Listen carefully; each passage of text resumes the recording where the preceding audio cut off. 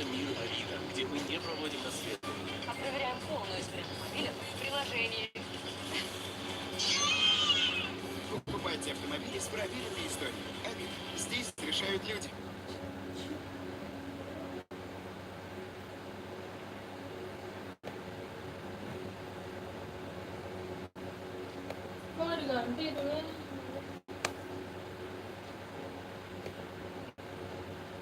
The objective of this is to bring tranquility to the markets, especially. There was lots of Que fear ya about what could happen in Argentina after this election. That was after the primaries in August.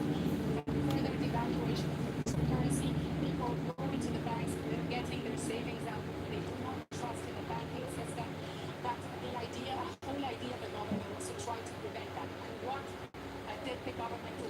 Late on Sunday night, they announced more currency controls. If Argentines were able to buy up to $10,000 a month until Sunday, well, from now on, it's only going to be $200. And this has shocked many people here in Argentina because this is a bi-monetary system where people save in US dollars. So now they will be able to do that. So this has been brought about in order to bring certain calmness to the current situation. This is definitely going to have a big impact among immigrants here, for example, people from Venezuela, from Bolivia, from Paraguay, who generally send the money abroad. So there's 44 days left until the new president take office.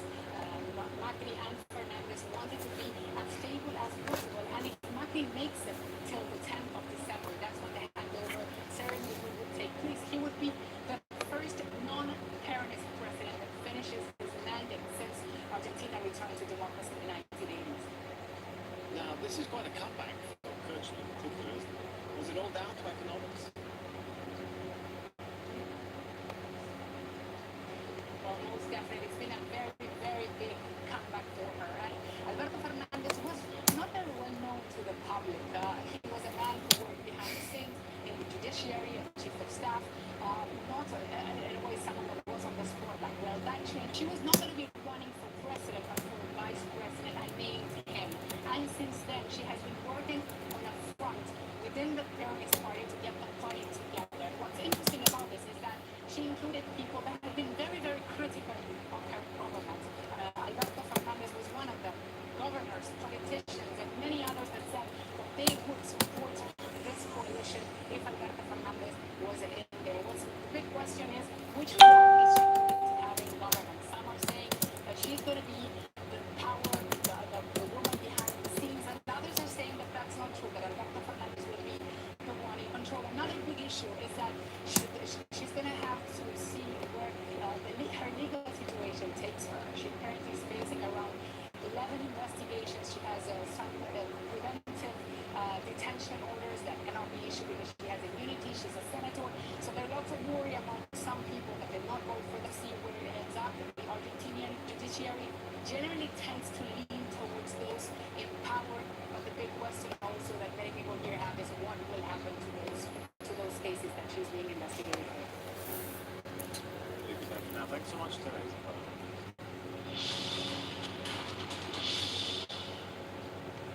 Now, the European Union leaders have agreed to further extend the Brexit deadline, giving Britain until the end of January to leave. That was supposed to happen in 3 days' time. But MPs forced Prime Minister Boris Johnson to request another delay to give them more time to scrutinise the deal negotiated with the EU. In a few hours, Johnson is expected to ask MPs to vote on holding a snap election on December 12th in return for more time to debate his deal. In just a moment, we'll cross over to Rory Challens at the Union Commission office in Brussels. But first, let's hear from Lawrence Lee. He's standing outside Parliament in London. So, Lawrence, does it look like Parliament's going to approve an election? Yes, in some way. I certainly think there's a feeling across Parliament now that there has to be an election.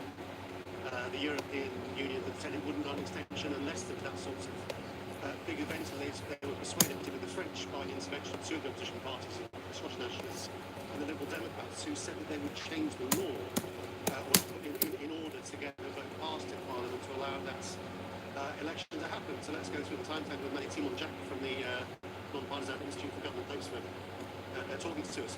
Let's work with the assumption to start with that the government loses loses the vote tonight because the Labour Party, the opposition, will support it, what happens then to change the law to allow election?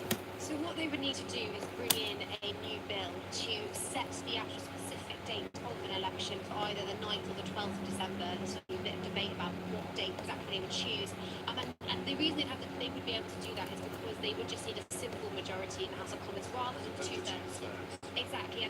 And as you just mentioned, the Liberal Democrats, Scottish National Party, over the weekend both said they would be willing to support this kind of legislation. I mean, they suggested that they might bring forward a bill themselves, but now it does seem like the government will probably bring forward its own bill, and with the support of those parties to get it through. And that makes its way through the committees and the Commons up to the House of Lords and back down again, and then gets voted on. Yeah, so you'd have to programme the timetable for this legislation. It would be, as you say, have to be considered in the Commons and the Lords. Probably what you would do is do all stages of the Commons tomorrow or Wednesday, all stages of the Lords on Wednesday or Thursday, and then as long as there aren't any amendments that they need to sort of agree over, then you'd expect it to sort of become law at the end of this week, so Parliament can be dissolved after that. Yeah, Parliament is over on Friday, and then we're into what Boris Johnson sees as election, which portrays him as the voice of the people against a recalcitrant Parliament that was trying to stop Brexit. So that looks like the way it's going to be. I mean, yeah, this is the thing, is that so Boris Johnson, ideally, he wanted to be able to say that he's delivered Brexit before going into an election. That's why he picked the 12th of December as his preferred day. The Liberal Democrat and Scottish National Party, they are in favour of the 9th of December because it means he won't have delivered it by then. So we can imagine that it's likely that this election campaign will be dominated by Brexit. Although having said that, back in 2017, when Theresa May called her own early election, we thought it was going to end up being a Brexit election, and actually a lot of the campaign was about more than just Brexit. So it's quite difficult at this stage quite to predict how it will play out. Just one final question, and I almost dare not ask it. If there's another hung Parliament, no majority, then how many more extensions can the European Union give the UK, do you think? So, if they can't ever get Brexit done? I mean, under Article 50, this is the sort of part of the EU treaties we're negotiating. There is no limit on how many extensions the UK might ask for and the EU might give. I mean, that's a legal position. Obviously, the political question is bigger than that. The EU might sort of get to a point and say, look, you just can't make up your mind, so we don't want to give you any more time. But at the same time, if the UK has asked for it, the EU doesn't want to be responsible for a no-deal Brexit. And a no-deal will also impact the EU. So it's quite difficult to say, but I think that a lot of people, on both sides of the channel, don't want more and more extensions. They want it to get sorted. Thank you ever so much for your time. So, Sammy, I know we've said this about 1,000 times over the weeks, but that something is actually going to happen this week. But actually, I think this week something genuinely is going to happen. And I think it looks like Parliament will be dissolved by the end of this week. Who knows, Lawrence? You may yet say it another 1,000 times, or at least 100 before it actually does. But let's see, shall we? Good to be optimistic. I'm not getting like one. You will eventually, yeah? Thanks so much, Lawrence. Leave it. Let's get the latest. We say a little bit anxious to make sure that this time something does happen before the next Brexit deadline.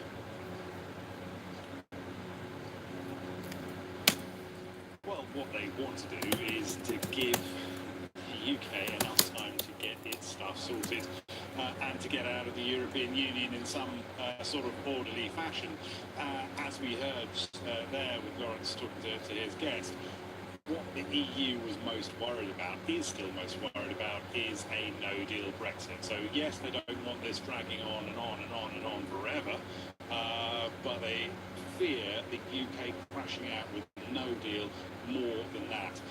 When the EU granted the UK a 6-month extension but last time, Donald Tusk said, don't waste this time. Well, what's happened? That time has rolled around, those 6 months have gone past now, and nothing more has been resolved. They don't really want this going on forever, of course, but they want to give the UK enough time, and now they are pretty assured that the UK is heading towards an election.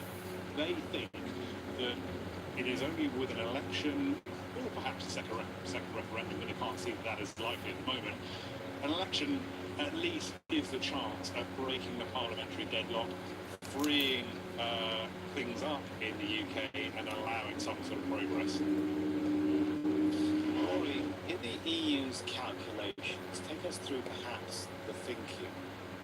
Are they counting more on the possibility of Boris Johnson still being voted through Parliament before the deadline, or a second referendum being held for Brexit Council? Well, I think as this process has gone on interminably, seemingly, the EU, you can tell this from the conversations that have been had in Europe over the last, I would say, 3 weeks or so. The belief that there might be a second referendum or that Brexit might somehow be reversed as a decision, I think has pretty much evaporated here in Brussels. I think now they are 90% certain that Brexit is going to happen. They don't like that, but they are now at least working together with Boris Johnson, trying to make sure that Brexit is as painless as possible. However, they, I think, would still welcome a change of mind from the UK if it happened. It's interesting looking into the details that have come out in the next couple of days as you know this extension agreement and what it means. I think what they're going to put into that is that this withdrawal agreement is not going to be reopened again. I know they said that before, and they did Boris Johnson, but I think what they would like to do is send a message to the Labour Party in the UK, which has said that if it won an election, it would get a better deal from the European Union. I think the European Union are saying, oh, hold a better deal from the European Union. I think the European Union are saying, oh, hold on a second, Labour, we're not going to go another round of this. It's Boris Johnson's deal. That's the one you've got. Let's get on with it. Transpires morally challenged there. Well, plenty more still ahead on the news hour, including hopes of an end to the fighting in southern Yemen as the UN-backed government prepares to sign a deal with southern separatists. A key witness in the Donald Trump impeachment inquiry defies congressional investigators and says he will not testify. His next step coming up. And in sport, a groundbreaking win for Tiger Woods in Japan. Rahul will be here with the details.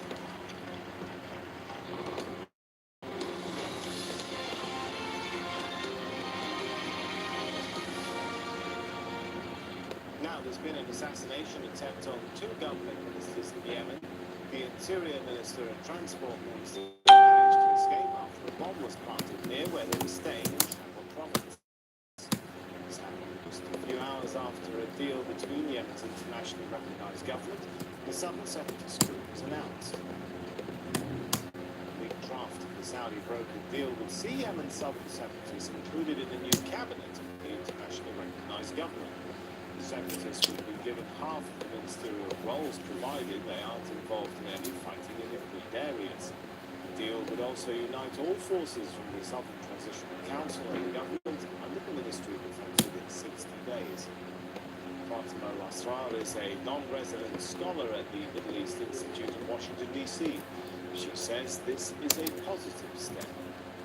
It's a good deal because it averts conflict for now. It averts secession, which many international observers have seen as inevitable given the way things were going and given the grievances in the south of Yemen.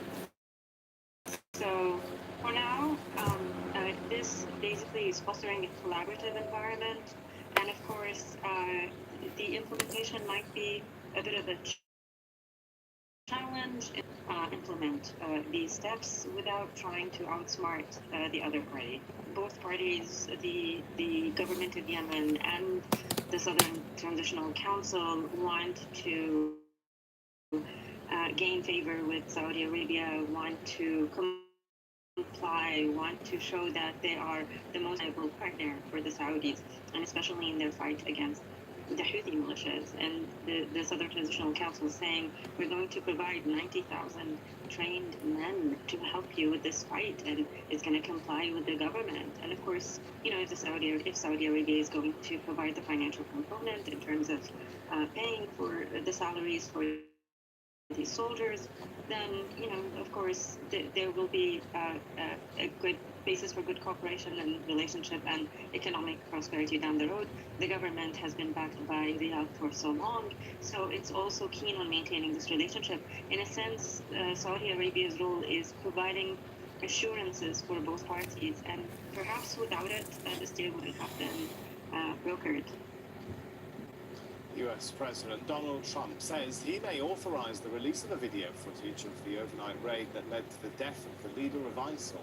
World leaders are saying the threat from ISIL won't die out completely. They'll continue to work with allies in the Middle East to defeat the group entirely. Talk now has turned to who may replace Baghdadi. More from Salad bin Javed reporting from Rayhanli on the Turkish-Syria border.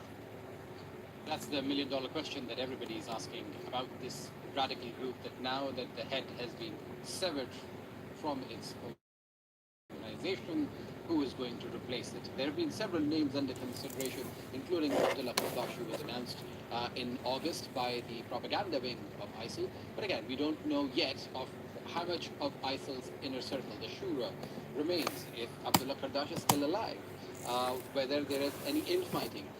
And if there is going to be there is any infighting, and if there is going to be a leader who will be known to many of these radical circles, because much of ISIL's leadership has already been wiped out from Iraq and Syria.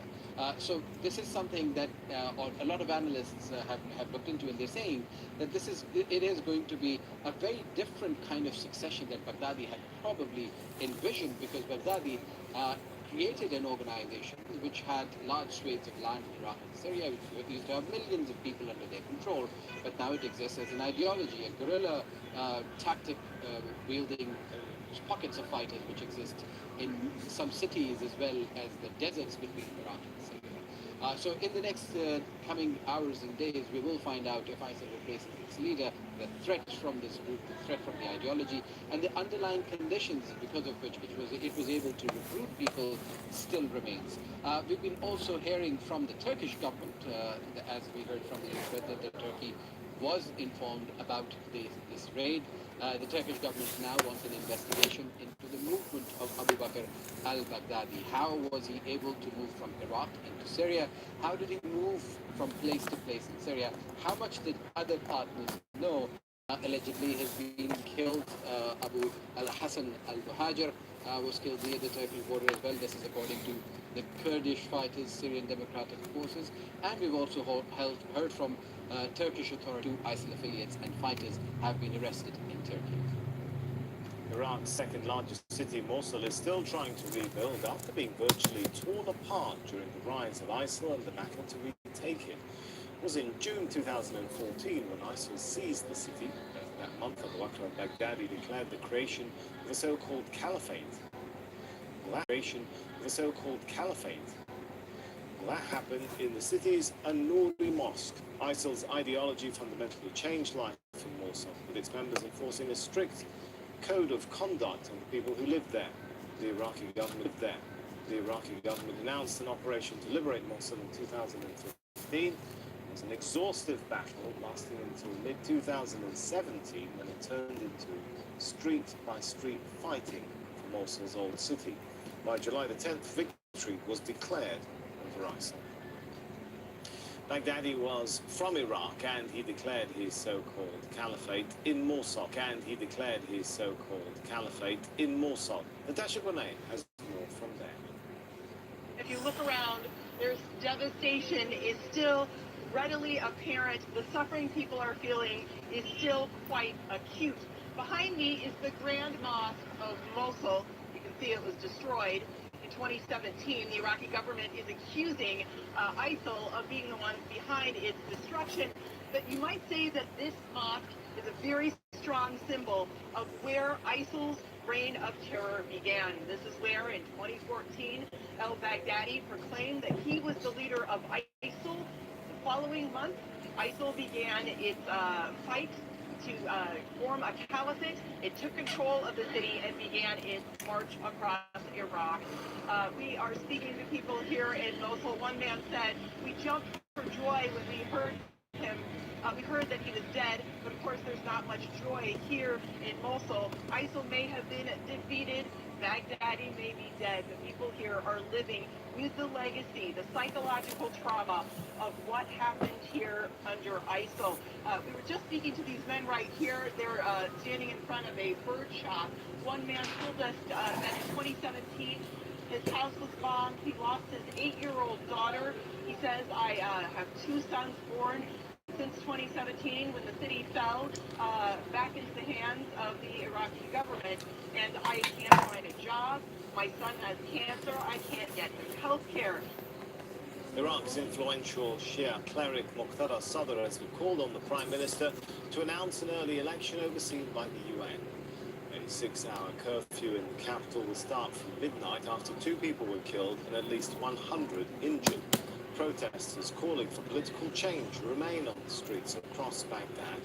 Iraq's Human Rights Commission says 74 protesters have been killed during 3 days of demonstrations. The UN Special Envoy for Syria will hold talks with foreign ministers from Turkey, Iran and Russia ahead of Syria's historic Constitutional Committee hearing. Geir Pedersen says the first meeting between Syria's government and opposition leaders could lead to a broader political process in the country. The 150-member Constitutional Committee will be officially launched on Wednesday in Geneva. It was finalised after almost 2 years of negotiations. Our diplomatic editor, James Bays, joins us live from Geneva. So, is anyone pinning too much hope on this Constitutional Committee? Well, I think people are watching this closely because they do believe, some observers, that we are now watching the end game in Syria, and just the death of the ISIL leader Baghdadi could be part of that. But you have to say this is being shaped not by diplomacy but by military action that's taken place in the Syrian regime. More recently, the Turks have been shaping the situation on the ground and very much driving the politics as well. This Constitutional Committee came out of a meeting in Sochi almost 2 years ago. There was a meeting that was led by the Russians, the Iranians and the Turks, and that is the process that now has finally come to Geneva for an important meeting on Wednesday. Certainly the UN are being upbeat about things. The 2 parties have agreed to work expeditiously and continuously. It's impossible to say how long it will take for them to conclude its work, but as long as it is done, with serious intentions, and we'll see progress. And as you know, I will be reporting to the Security Council. I'm optimistic that we will be reporting to the Security Council. I'm optimistic that we will, within the not too distant future, that we will see tangible progress in the discussions. After all, this is, and this is important to remember, as I said already, this is actually the first time that the 2 parties have an ownership to the process. So what we're going to have here is a large gathering of Syrians. We're going to have 50 representing the government side, 50 representing the opposition, and 50 representing civil society meeting here in Geneva. Then a smaller group of those, a subset of those, 15, 15 and 15, will be the ones who actually try and draft a new constitution for Syria. That, of course, is going to be the difficult bit. And then if you look at the UN's plan going beyond that, Sammy, it gets even more difficult, because if they manage to come up with some sort of constitution that pleases the opposition and the government, it can be very, very hard indeed. Then following the UN resolutions, and 2254 is the most important Security Council resolution, then the next stage is to put that to the Syrian people to see what they think of the new constitution, and then have UN-backed elections. Now, worth reminding you, when we talk about UN-backed elections in Syria, that would be free and fair elections according to that resolution. Well, that hasn't taken place in Syria in any time in nearly 50 years that the Assad family have been in power. James Bays there, thanks for that. Still ahead on Al Jazeera, in court for the first time, the British truck driver connected to the deaths of dozens of people, trafficking victims, plus a survival story that could end badly. A 25-year-old sanctuary for chimpanzees in Sierra Leone is under threat. And And in sport, Lewis Hamilton wins the Mexico Grand Prix, but his world title celebrations are put on hold. Rahul will explain all in about 20 minutes.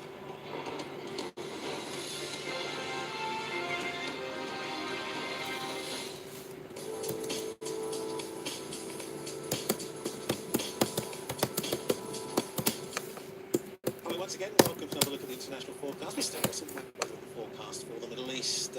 Areas of cloud just pushing across Iraq into Iran, southern end of the Caspian Sea. A bit more cloud there too, just around those northern fringes of the Gulf. There may be one or two showers around.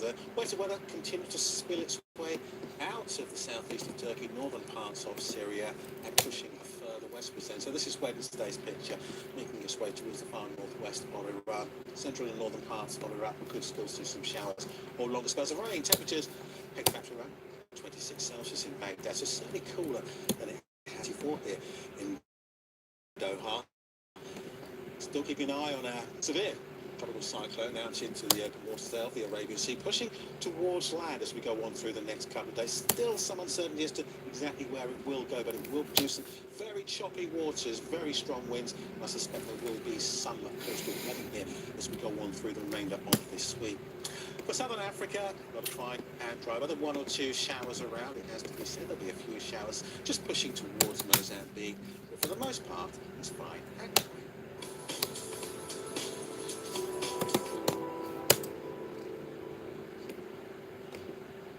A survivor of a genocide. There were people who begged me to kill them, to end their suffering, but I didn't have the heart to do it. Who's dedicated his life to searching the woods for bones of the victims of the Srebrenica massacre. And here is the job. In a hope of finally laying the past to rest and giving peace to the victims' families. If I could just find a finger bone, I could bury him. Bone Hunter on Al Jazeera.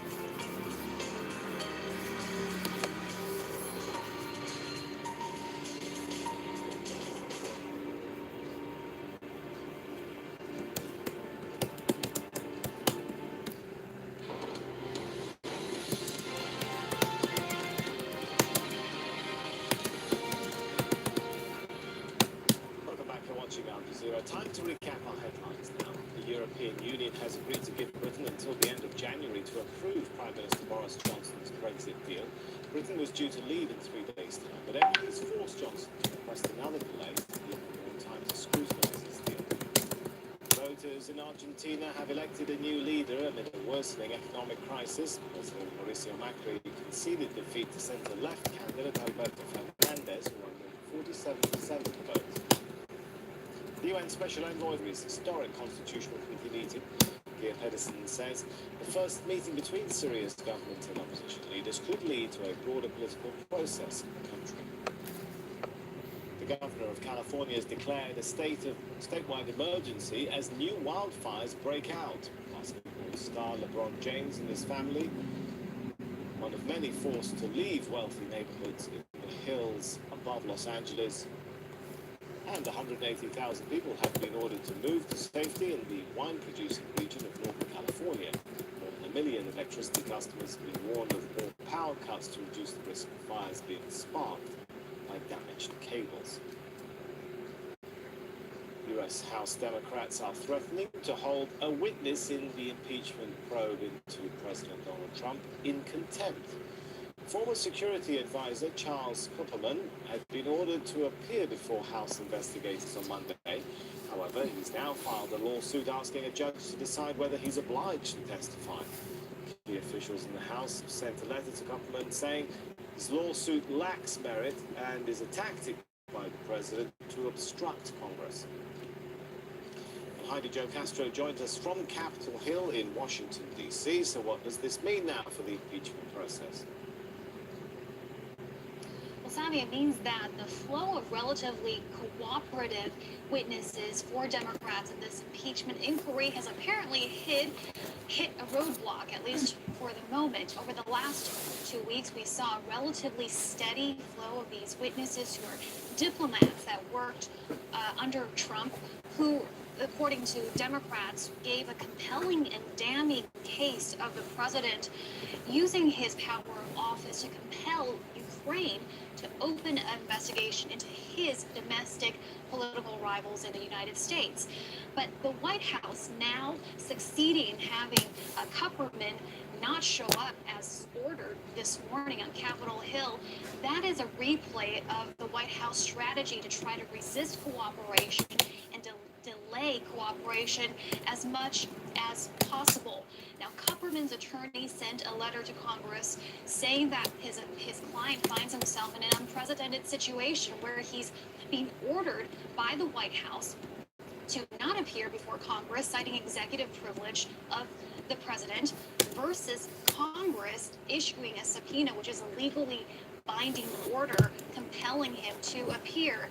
And the letter from his attorney says that a private citizen cannot be expected to choose which branch of the U.S. government to hoping for a federal judge to weigh in. But in practice, this means that the White House is prevailing in its strategy because a hearing for this lawsuit could take weeks just to get scheduled.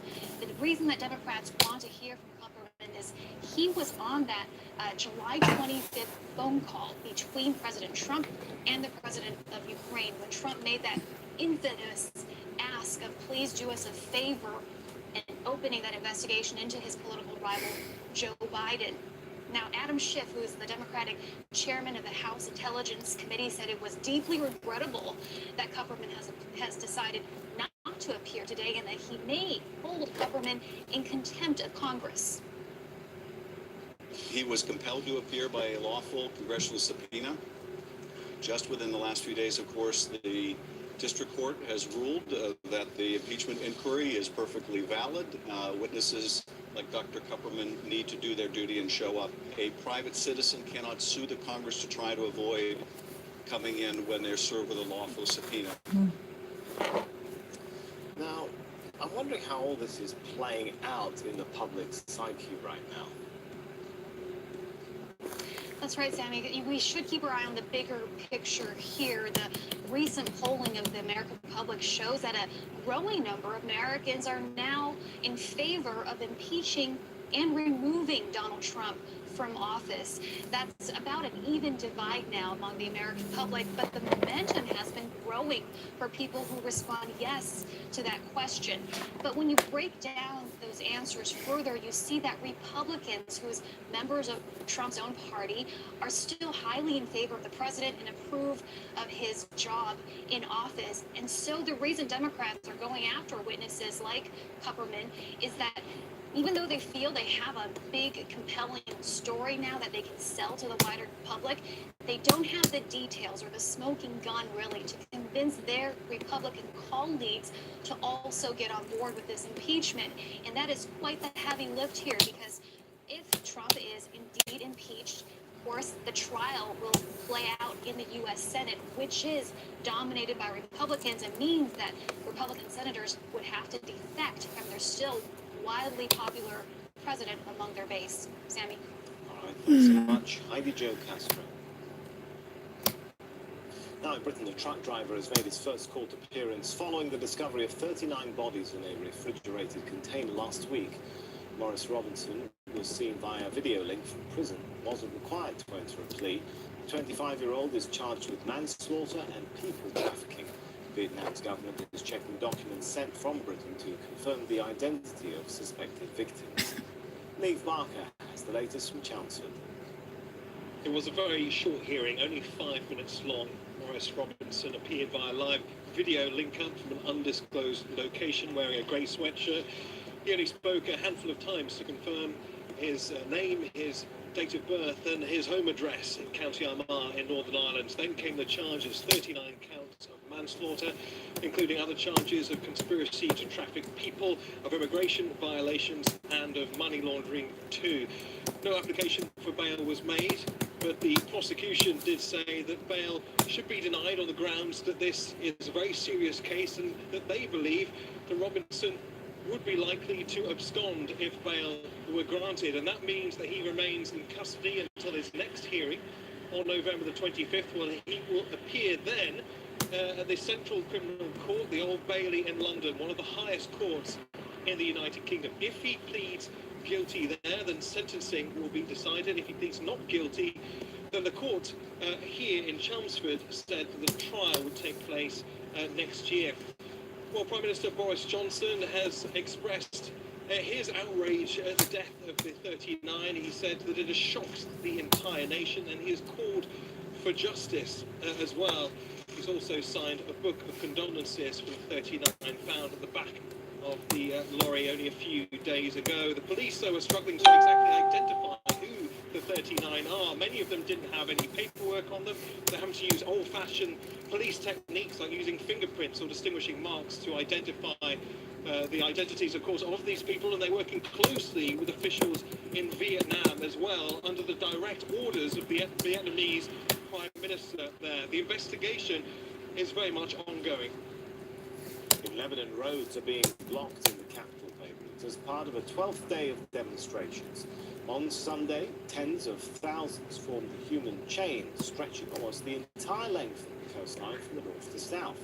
There's anger over corruption and mismanagement of the economy. Decker is in Beirut.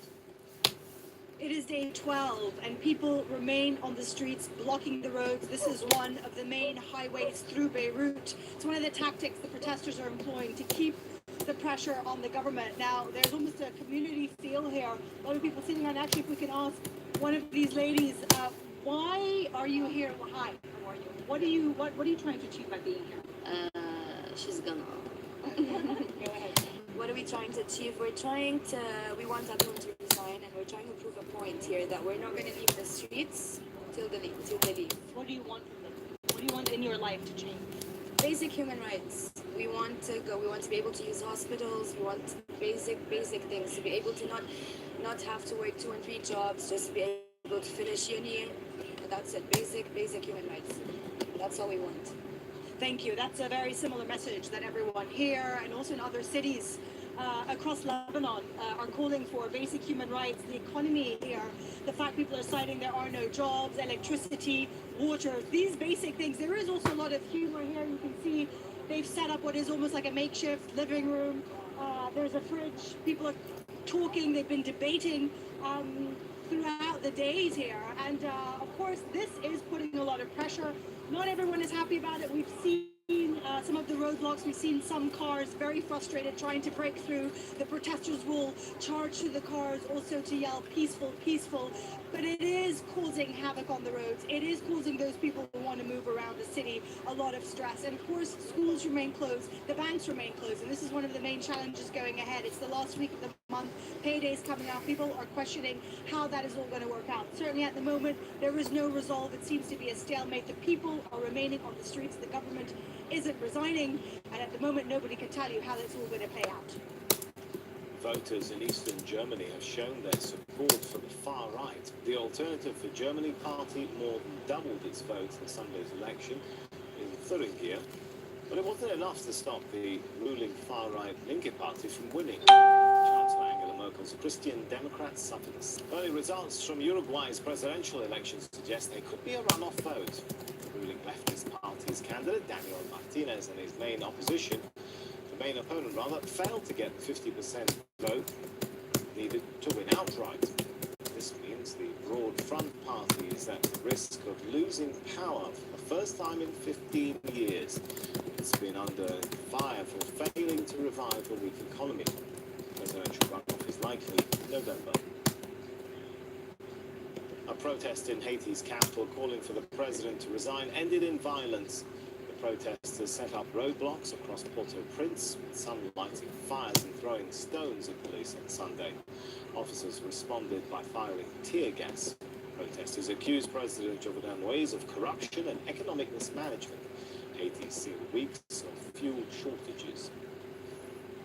25-year-old sanctuary for chimpanzees is a conservation success story. Sierra Leone It's endured civil war and the Ebola outbreak. As Ahmed Idris reports from Takugama, its future is under threat, along with the apes. Another orphan chimpanzee is brought to the Takugama sanctuary. Every month, the vision is safe for every baby chimp rescued. 8 to 10 adults or youngsters may have been killed. But even more worrying is the rapid loss of their habitat. The destruction that is going on is not sustainable, it's unsustainable. Sanctuary, yes, we need to have the sanctuary running because this is the law enforcement arm of the government. So we need a facility where the rescued animals could come if the government could implement the laws. But then we need to keep looking at the broader picture. How do we stop that? How can we stop the killing? How can we stop our habitats going?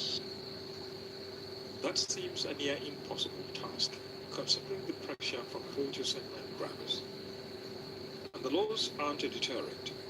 Under Sierra Leone's 1972 Wildlife Act, the fine for killing a chimpanzee is less than $1, an amount poachers and hunters can afford if they are caught. 96 of the estimated 5,500 Western chimpanzees in Sierra Leone live in this sanctuary. The rest are in the wild at the mercy of poachers, farmers, loggers, as well as other human activities such as gold and diamond mining. A few months ago, the government of Sierra Leone declared this endangered subspecies of chimpanzee as a national animal in an effort to protect it and boost tourism. But animal conservation groups say unless they get the money to protect these primates, they won't be around for much longer. The mounting cost of feeding the chimps is a concern for a sanctuary that's barely staying afloat. $1,500 is needed a year just to feed a chimpanzee. This was hard to come by. And also, it's very difficult at the moment. This is something we've been appealing for a long time. I think, yes, with a little bit more resources, we can do a lot more. That is probably the major frustration. In a little money to help run it. The rangers who patrol the sanctuary are few and unarmed. They stand no chance against heavily armed poachers who are active around its perimeter. A week ago, we had, and fortunately for us, we have set camera that picked up a poacher that belongs to the community whom we know very well. Bala Amarasekara has been in Sierra Leone for more than 40 years. He started the sanctuary 25 years ago and kept it running even through the country's brutal civil war. Takugama is a success story despite the lack of support. It wants to expand care and protection to the other 5,400 chimpanzees and thousands of other animals and birds in Sierra Leone's other nature reserves. But it's not clear if or for how long it can afford to continue its work. Ahmed Idris, Al Jazeera, Takugama Chimpanzee Sanctuary in Sierra Leone. Still ahead on Al Jazeera in the sports.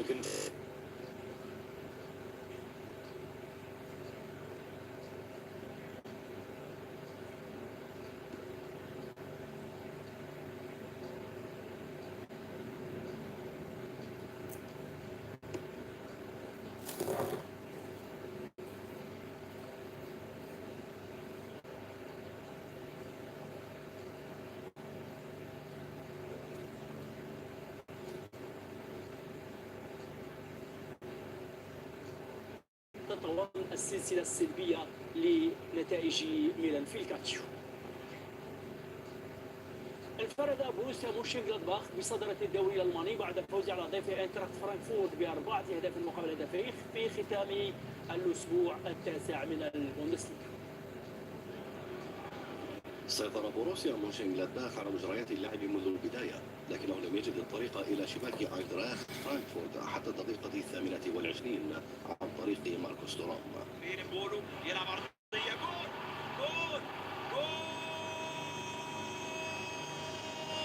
وفي الوقت بدل الضائع من الشوط الأول أضاف أوسكار فيلد هدفا ثانيا لأصحاب الأرض، وقلص داني داكوستا النتيجة لاينتراخت فرانكفورت في الدقيقة 59. هدف جول لداني داكوستا. في في الدقيقة 75 أضاف نيكول فيدي هدفا ثالثا لجلادباخ، ثم قلص مارتن هينتلريجر النتيجة للضيوف من جديد في الدقيقة 79. قبل أن يؤكد دينيس زكاريا فوز أصحاب الملعب بهدف رابع في الدقيقة 15 نقطة في صدارة البوندسليغا. عزز اياكس امستردام تصدره للدوري الهولندي بفوز على ضيفه فاينورد روتردام ب4 أهداف دون رد لمصلحة اياكس في الدقيقة 2. وعند الدقيقة 7 أضاف زميله نيكولاس كاليفيكو الهدف الثاني لأصحاب الأرض. وجاء الهدف الثالث في الدقيقة 37 من إمضاء دافيد نيريس قبل أن يسجل دوني فان دو بيك الهدف الرابع لأياكس في الدقيقة 40. بهذا الفوز رفع اياكس امستردام رصيده إلى 29 نقطة حافظا على صدارته لترتيب فرق الإربيز. عزز السويسري روجر فيدرر رقمه القياسي بالفوز بلقب بطولة بازل السويسري للتنس بالتغلب على الأسترالي أليكس ديميناور. حسم فيدرر اللقاء بمجموعتين دون مقابل بالواقع 6 أشواط مقابل شوطين في كلتا المجموعتين. رفع رصيده إلى 103 نقاط في بطولات الفردي، منها 20 في البطولات الأربع الكبرى. حقق فيدرر رابع ألقاب هذا العام، إلى أنه اللقب العاشر في البطولة السويسرية. وكان فيدرر قد بدأ المشاركة في بطولة بازل عام 98.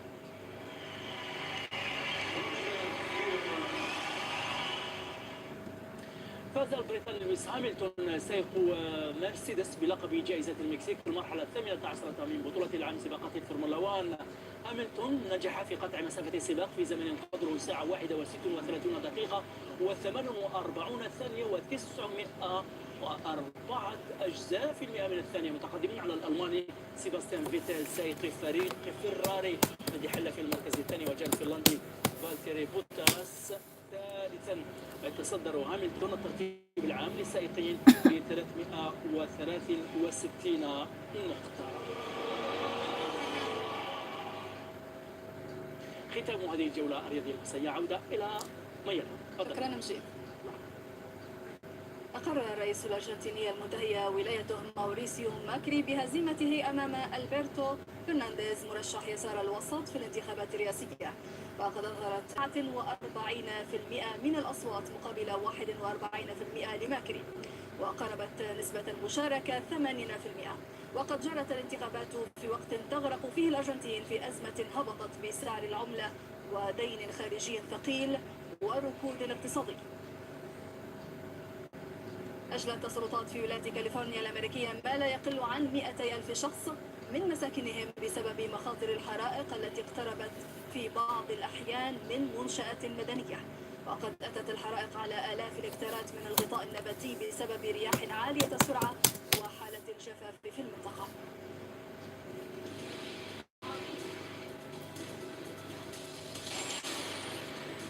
نهاية نشرتنا قدمناها لكم من قناة الجزيرة. تفاصيل أوفى عن أخبار العالم تجدونها على موقعنا على الإنترنت الجزيرة.net. في أمان الله.